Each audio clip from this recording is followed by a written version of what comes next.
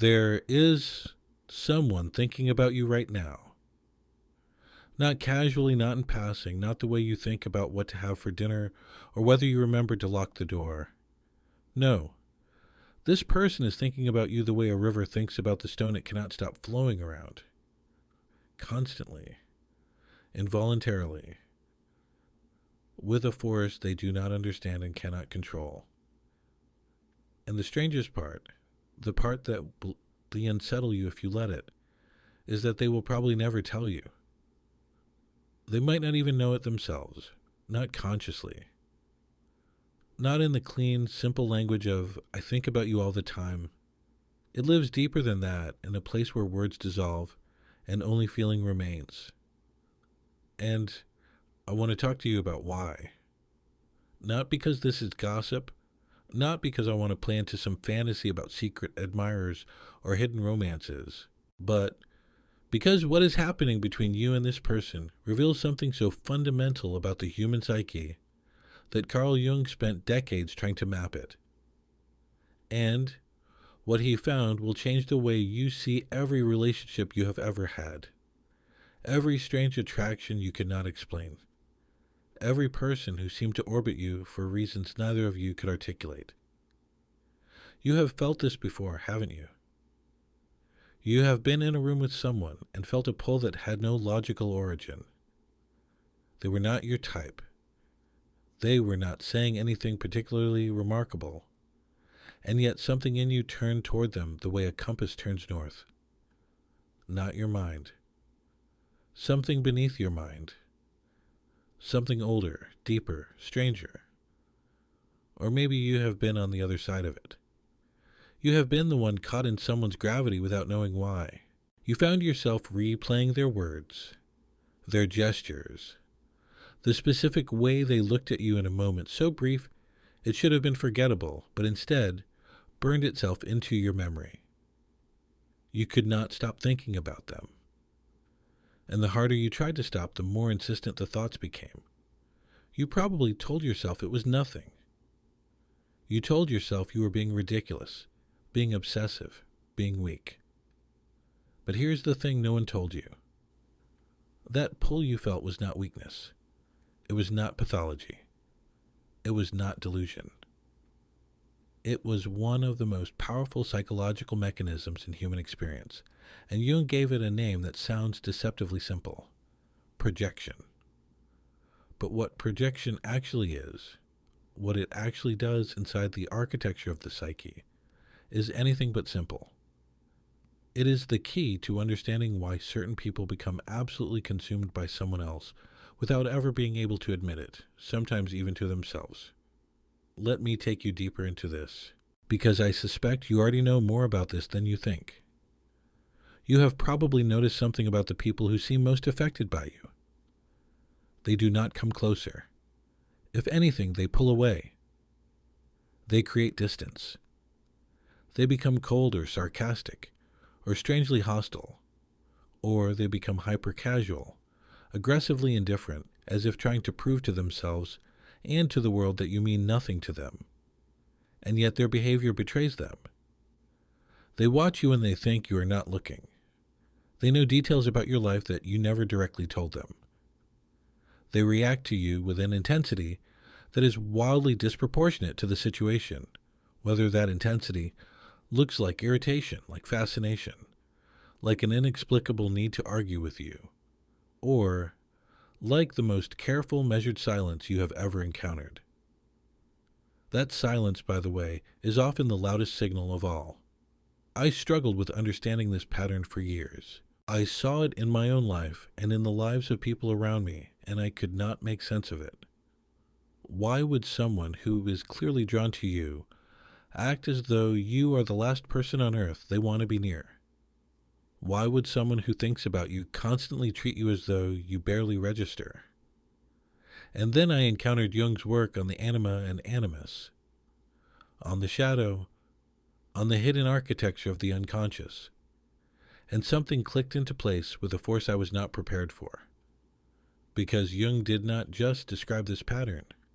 He explained why it is inevitable. He explained why certain people will always become secretly obsessed with you. And he explained why they will fight that obsession with every ounce of conscious will they possess. You have to understand something about the way the psyche works to grasp what is really happening here. Every person walking this earth carries within them a version of themselves they have never met.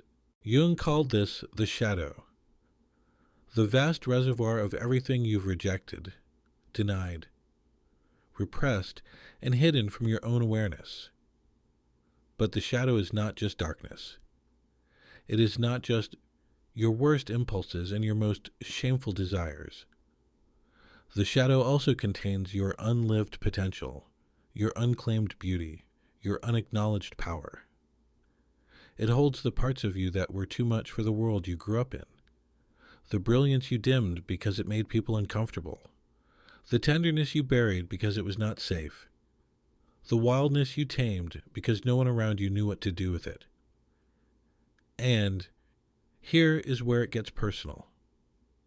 When someone encounters another person who is living out qualities that exist in their own shadow, something extraordinary happens. The unconscious recognizes itself, not intellectually, not rationally.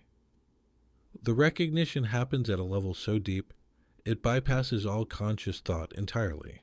And that recognition produces a response so powerful that the person experiencing it often has no idea what is happening to them.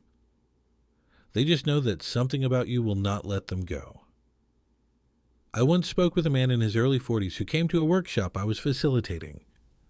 He was sharp, successful, articulate, the kind of person who had an answer for everything and never seemed rattled by anything. During a break, he approached me and said something I've never forgotten. He said, "There is a woman in my office who I cannot stop thinking about. She is not who I would choose. She is messy, she is chaotic. She says whatever comes to her mind, and I find her completely maddening. But when I go home at night, she is the one I think about. Not my wife, not my friends, her. And I do not understand it because I do not even like her." I asked him what specifically about this woman bothered him most. He thought for a long time.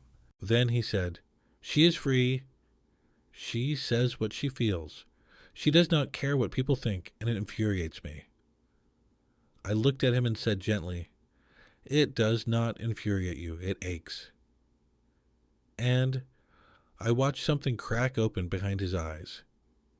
What was happening to this man is exactly what Jung described with extraordinary precision. The woman was not the source of his obsession. She was the mirror. She was reflecting back to him every quality he had amputated from himself in order to become the controlled, composed, impeccable man the world rewarded him for being. His spontaneity, his emotional honesty, his willingness to be imperfect out loud. She was living his shadow, and his unconscious was magnetized by her because the psyche always seeks wholeness. Always. It will use attraction, obsession, conflict, fascination, even hatred, anything it can, to draw your attention toward the parts of yourself you have disowned. And the cruelest irony is that the more completely you have exiled those parts, the more violently you will react to anyone who embodies them. Jung once wrote, "Everything that irritates us about others can lead us to an understanding of ourselves." And I want you to sit with that for a moment because it is far more radical than it sounds on the surface. He is not just saying that your annoyances reveal your preferences. He is saying that the people who provoke the strongest reactions in you, whether those reactions look like fascination or frustration, or an obsessive inability to stop thinking about them, are showing you pieces of your own psyche that you have refused to look at. They're not separate from you. They are you refracted. And when someone becomes secretly obsessed with you, when they cannot get you out of their mind but will never say so, what is actually happening is that their unconscious has found in you a carrier for everything they cannot yet face in themselves. Now, let me tell you about the anima and the animus, because this is where the mechanism, becomes even more precise and honestly, more beautiful. Jung proposed that every man carries within his unconscious a feminine image, which he called the anima, and every woman carries within her unconscious a masculine image, the animus. These are not mere gender stereotypes. They are living psychological realities, archetypal forces that shape who you are drawn to, who you dream about, who you idealize, who you cannot shake from your consciousness no matter how hard you try. The anima and animus function as inner guides, bridges between the conscious ego and the deeper layers of the self. But when they are projected, when they are thrown outward onto another human being, the result is a kind of psychological enchantment. You do not see the other person as they are. You see them as a vessel carrying your own unlived soul. This is why the obsession is so intense and so confusing. The person who is secretly obsessed with you is not experiencing a simple crush. They are experiencing a collision with their own depths. You have become the screen onto which their unconscious is projecting qualities that belong to their own inner world, but that they have not yet integrated. And because those qualities feel simultaneously foreign and deeply familiar, like a melody you have heard before but cannot place, the experience is intoxicating and terrifying in equal measure. So they do what any reasonable ego does when faced with something that threatens to dissolve its carefully constructed identity. They deny it, they suppress it. They build walls. They look the other way. They convince themselves they feel nothing when in reality they feel everything. There is a line from Jung that I keep coming back to whenever I think about this. He wrote, "The meeting of two personalities is like the contact of two chemical substances. If there is any reaction, both are transformed." What he is telling us is that a genuine psychological contact between two people is never one-directional. If someone is reacting to you this strongly, even if they hide it, even if they bury it beneath layers of indifference or hostility, a transformation is occurring, not just in them, in you too, because the unconscious does not operate on the level of individual boundaries. It moves through the space between people, through dreams and projections, and those inexplicable moments of knowing that defy rational explanation. You have felt that knowing.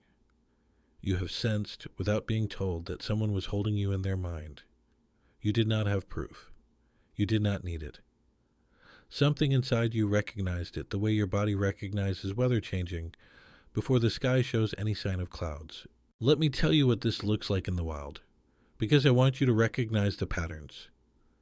Maybe for you, it looks like someone who used to be warm and open with you, and then suddenly became distant for no reason you can identify.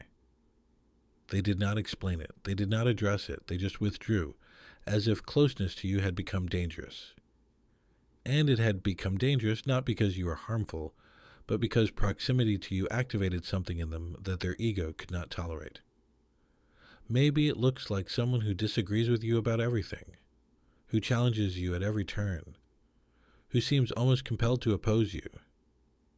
That compulsion is not intellectual disagreement. It is psychic friction. They are rubbing against you because you are rubbing against a wound inside them that they cannot access any other way.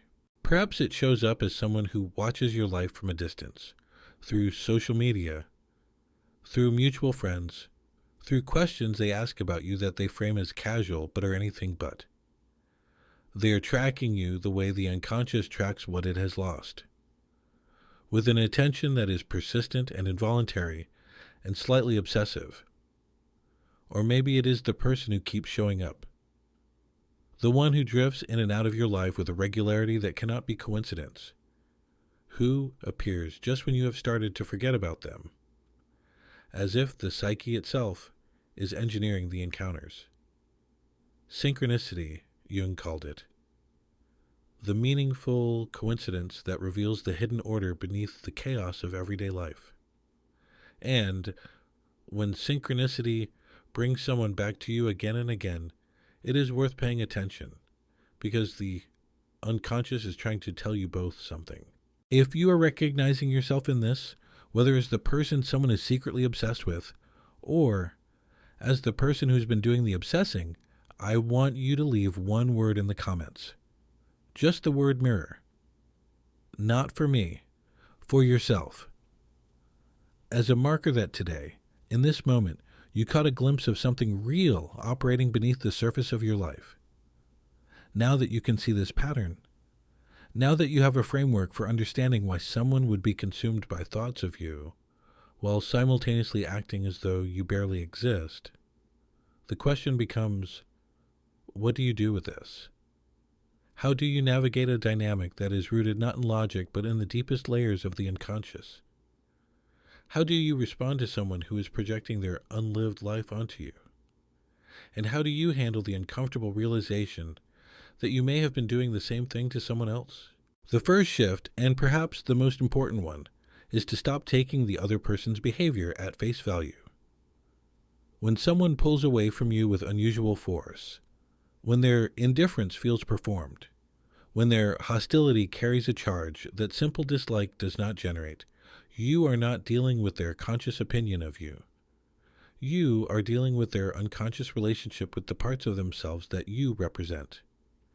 And this changes everything. It changes it because it means their coldness is not a statement about your worth. It is a statement about their capacity. They are not rejecting you. They are rejecting the version of themselves that you awaken in them. And there's a profound difference between those two things. I remember reading a passage in one of Jung's letters where he described this dynamic with unusual tenderness. He understood that projection is not a choice. It is not something people do deliberately. It happens to them the way gravity happens to objects. You do not choose to fall. You simply do.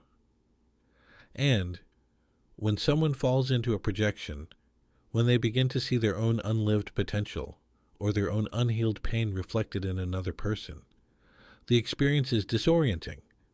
They do not have the language for it. They do not have the framework. All they know is that being around you makes them feel things they are not equipped to feel. And so the only rational response, or so it seems to the ego, is to create distance, to protect the fortress, to pretend nothing is happening. The second shift is more difficult, and it requires a kind of courage that most people will never access. It is the shift from focusing on the other person's obsession to examining your own. Because here's the uncomfortable truth that I wish someone had told me years ago. If you are aware that someone is fixated on you, if you can feel their attention even when it is hidden, then you are not merely the object of their projection. You are in a projection of your own. Their interest in you activates something in you, perhaps a need to be desired, a need to be understood, a need to be seen as powerful or mysterious or irreplaceable. And that activation is not about them. It is about you. It is about the parts of yourself that require external validation in order to feel real. Jung called the process of reclaiming these projections individuation, the long and often painful journey toward becoming psychologically whole. And individuation requires you to withdraw the hooks you have placed in other people's responses to you, and to find within yourself the qualities you have been seeking in their gaze. There is an ancient Greek myth that illuminates this beautifully. The story of Narcissus is almost always misunderstood. People think it is a cautionary tale about vanity. It is not. It is a story about the tragedy of falling in love with a reflection, rather than turning inward to discover the source. Narcissus sees his own face in the water and is consumed by it, not because he is vain, but because he has never encountered himself before. He does not recognize the image as his own. He thinks it belongs to someone else. And that is exactly what projection does. It shows you your own face and convinces you that it belongs to another person. The person who is secretly obsessed with you is staring at their own reflection and calling it by your name. And, if you are not careful, you will do the same thing with their obsession, mistaking their projection for your identity. The third shift is to develop what I call compassionate detachment. This is the practice of seeing the dynamic clearly without being controlled by it. It means acknowledging that yes, someone may be deeply preoccupied with you. It means honoring the fact that this preoccupation reveals something real about the psyche's hunger for wholeness. But it also means releasing yourself from the responsibility of being someone else's mirror forever. You were not put on this earth to carry another person's unlived life. You can be the catalyst for their awakening, but you cannot be the awakening itself. That work belongs to them. It happens inside their own solitude, their own shadow, their own willingness to face what they have been avoiding. Jung wrote, "Your visions will become clear only when you can look into your own heart. Who looks outside dreams. Who looks inside awakes." And what he is telling us, quietly but firmly, is that the obsession itself is not the problem. The obsession is the invitation. It is the unconscious banging on the door of awareness, saying, there is something here you need to look at. Not out there. Not in that person. Here. Inside. In the places you have been afraid to go. The person who is consumed by thoughts of you will only find peace when they stop trying to reach you and start trying to reach themselves. And the same is true for you in every relationship where you have felt that inexplicable, unshakable pull. If this is landing for you, if something in these words is touching a nerve that you did not expect to be touched today, I want you to share this with someone who needs to hear it. Not because I need the views, but because somewhere in your life, there is a person who is caught in this exact dynamic right now. Someone who is silently obsessed with another person and slowly drowning in the confusion of it. And these words might be the lifeline they did not know they were looking for. The fourth and final shift is perhaps the most paradoxical. It is the realization that the secret obsession someone holds for you is, in its own way, sacred. Not because it is healthy in its projected form, not because unrequited fixation is romantic, it is not, but because underneath the projection, underneath the denial, underneath the ego's desperate attempts to maintain control, there is a genuine psychic event occurring. The unconscious is reaching toward wholeness. It is trying to integrate what has been split off. It is doing what it has done for thousands of years in myths and dreams and visions, and the strange, undeniable magnetism between human beings who are carrying pieces of each other's souls without knowing it. When someone cannot stop thinking about you, when you haunt the edges of their consciousness like a song they cannot unhear, what you are witnessing is the psyche's refusal to remain incomplete. It's painful and messy and often destructive in its unconscious form. But when it is brought into the light of awareness, when it is met with understanding rather than fear, it becomes one of the most powerful engines of transformation available to a human being. I want to tell you about a woman I knew years ago, because her story brings everything I have been describing into sharp relief. She was a therapist herself, deeply intelligent, emotionally contained, the kind of person who had done years of her own inner work and believed she had reached a plateau of self-knowledge. Then she met someone at a conference, a man who was in many ways her opposite. He was unpolished, emotionally raw, impulsive, the kind of person who said things that made everyone in the room uncomfortable. She told me she disliked him immediately. She told me she found him immature and undisciplined and slightly absurd. And then she told me 6 months later, her voice cracking over the phone, that she had not gone a single day without thinking about him. She had not contacted him. She had not reached out. She had never told a soul until that moment, but he was there, always there, in the background of her mind like a persistent hum she cannot silence. And what she discovered, Through months of journaling and active imagination, and the slow, humbling process of honest self-examination, was that he represented everything she had sacrificed to become the composed, successful, emotionally regulated person the world admired.